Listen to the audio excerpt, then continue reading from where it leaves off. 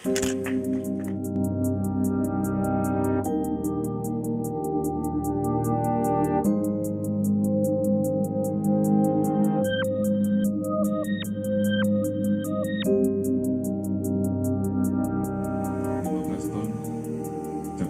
yang sudah berhasil disita dan proses sudah sampai P21 tahap 1 ya, alhamdulillah. Dan saya berharap dengan hasil ini mencerminkan keseriusan Polres dan jajaran dan dukungan